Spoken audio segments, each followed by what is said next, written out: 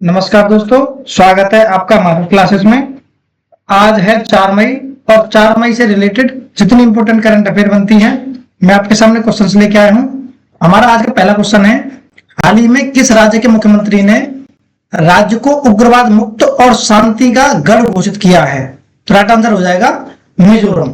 देखिए, मिजोरम के मुख्यमंत्री लाल दुहोमा ने राज्य के अंतिम विद्रोही समूह हमार पीपुल्स कन्वेंशन डेमोक्रेटिक गुट के आत्मसमर्पण के बाद राज्य को उग्रवाद मुक्त और शांति का गढ़ घोषित किया है। हमार पीपुल्स कन्वेंशन डेमोक्रेटिक के लाल मिंग थांगा चनाते ने हथियार डाल दिए हैं। 14 अप्रैल 2026 को मिजोरम सरकार और एचपीसी के बीच एक शांति समझौते पर हस्ताक्षर किए गए थे। कुछ इंपोर्टेंट पॉइंट जानते हैं तो फीफा वर्ल्ड कप 2026 के लिए कुल प्राइज मनी को बढ़ा दिया गया है। कुल प्राइज मनी $871 मिलियन हो गई है, जो 8,250 करोड़ रुपए है। हर टीम को गारंटीड रकम $12.5 मिलियन मिलेंगे। ये फीफा से रिलेटेड कुछ इंपोर्टेंट पॉइंट हैं जो अभी करंट में है। नेक्स्ट क्वेश्चन है, किन दो भारतीयों को विटली अवार्ड 2026 से सम्मानित किया गया है? तो राइट आंसर हो जाएगा बरखा सुब्बा और परवीन शेख को। देखिए, बरखा सुब्बा और परवीन शेख को विटली अवार्ड 2026 से सम्मानित किया गया है। बरखा सुब्बा को हिमालयन सालमानंदर के संरक्षण कार्य के लिए सम्मान मिला है, जो दार्जिलिंग रीजन में पड़ता है। और परवीन शेख को इंडियन स्किमर बर्ड के संरक्षण के लिए, जो चंबल रिवर में पड़ती है, यहाँ से सम्मानित मिला है। बरखा सुब्बा ये दार्जिलिंग वेस्ट बंगाल से जुड़ी हुई हैं। ये वेस्ट बंगाल राज्य के दार्जिलिंग रीजन में कंजर्वेशन वर्क करती हैं। देखिए, ये विटली अवार्ड क्या होता है? विटली अवार्ड एक इंटरनेशनल कंजर्वेशन अवार्ड है। इसे ग्रास रूट लेवल कंजर्वेशनिस्ट को दिया जाता है। अवार्ड देने वाली संस्था विटली फंड फॉर नेचर है। यह एक यूके बेस्ड चैरिटी ऑर्गेनाइजेशन है जिसका हेडक्वार्टर लंदन यूके में है, जो 1994 से स्टार्ट किया गया था। नेक्स्ट क्वेश्चन है, अंतरराष्ट्रीय मुद्रा कोष IMF ने हाल ही में किस डिजिटल पेमेंट प्रणाली को लेन देन की मात्रा के आधार पर दुनिया की सबसे बड़ी रियल टाइम पेमेंट प्रणाली के रूप में मान्यता दी है? तो राइट आंसर हो जाएगा UPI को। देखिए, इंटरनेशनल मॉनेटरी फंड ने यूनिफाइड पेमेंट्स इंटरफेस को लेन देन की मात्रा के आधार पर दुनिया की सबसे बड़ी रियल टाइम पेमेंट सिस्टम के रूप में मान्यता दी है। UPI ने 11 अप्रैल 2026 को अपने 10 साल पूरे किए और अपनी सिंपलिसिटी, इंटरऑपरेबिलिटी और वाइड रीच के कारण यह ग्लोबल लेवल पर स्टाफ पेमेंट का लगभग आधा हिस्सा संभाल रहा है।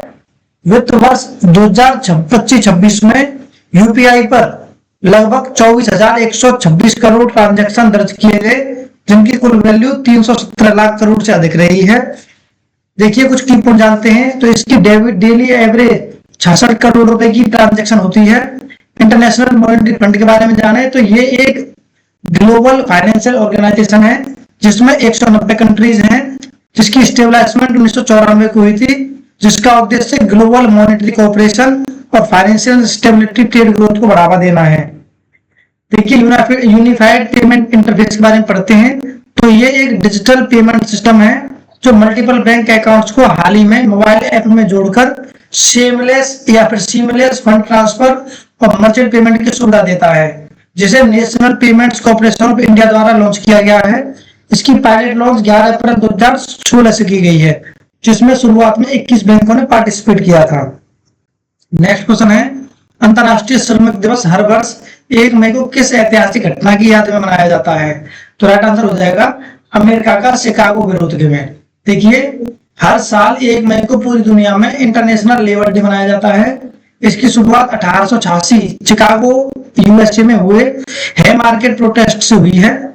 मजदूरों ने 8 घंटे वर्क डे की मांग की थी। भारत में पहली बार लेबर डे 1 मई 1923 को चेन्नई में लेबर किसान पार्टी ऑफ हिंदुस्तान द्वारा मनाया गया था। इसका नेतृत्व M सिंगरवेलु क्षेत्रीय ने किया था। देखो, लेबर डे एक इंटरनेशनल ऑब्जर्वेंस है जो वर्कर्स राइट्स और लेबर मूवमेंट को सम्मान देने के लिए मनाया जाता है। इसका मुख्य उद्देश्य fair wages, safe working condition और लिमिटेड वर्किंग आवर्स है। 2025 की theme honouring workers and recognising their contribution to society है। नेक्स्ट क्वेश्चन है, नीति आयोग की रिपोर्ट के अनुसार भारत के 47 मिलियन प्लस शहरी देश के GDP में लगभग कितना प्रतिशत योगदान करते हैं? तो ऐड अंदर हो जाएगा 60%। देखिए नीति आयोग की report moving towards effective city government A framework for million plus cities 2026 के अनुसार भारत के 47 मिलियन प्लस सिटीज देश की इकोनॉमी में बहुत बड़ा योगदान देते हैं। ये शहर देश की कुल शहरी आबादी का लगभग 1/3 हिस्सा रखते हैं और जीडीपी में लगभग 60% योगदान करते हैं। रिपोर्ट में बताया गया है कि बड़े योगदान के बावजूद इन शहरों को इंफ्रास्ट्रक्चर की कमी और गवर्नेंस इश्यू का सामना करना पड़ रहा है। देखिए 74वें कॉन्स्टिट्यूशनल अमेंडमेंट के तहत 18 फंक्शंस निर्धारित हैं, लेकिन अर्बन लोकल बॉडीज के पास औसतन केवल 4 फंक्शन पर ही पूरा नियंत्रण है, जिससे इफेक्टिव सिटी गवर्नेंस में दिक्कत आती है। रिपोर्ट में सुधार के लिए कुछ महत्वपूर्ण सुझाव दिए गए हैं, जैसे डायरेक्टली इलेक्टेड मेयर होने चाहिए, 5 साल का उनका कार्यकाल होना चाहिए, मेयर इन काउंसिल सिस्टम लागू होना चाहिए, अर्बन सर्विस होना चाहिए जिससे वाटर सैनिटेशन ट्रांसपोर्ट को सिटी गवर्नमेंट के तहत लागू करना, म्युनिसिपल फाइनेंस को मजबूत करना इसका उद्देश्य होना चाहिए। देखिए इस तरीके से हमने आज की इंपोर्टेंट करंट अफेयर को पढ़ लिया है। ये हमारी लास्ट वीडियो का क्वेश्चन है जिसका आंसर आपको कमेंट बॉक्स में देना है। क्वेश्चन है हाल ही में किस राज्य की कैबिनेट ने एआई नीति 2026 को मंजूरी दी है? आपके ऑप्शन हैं गुजरात, कर्नाटक, तमिलनाडु या महाराष्ट्र। देखिए हमारी वीडियो डेली सुबह 6:30 बजे आ जाती है। वीडियो को देखें, चैनल को सब्सक्राइब करें, पढ़ाई करते रहें। बाय।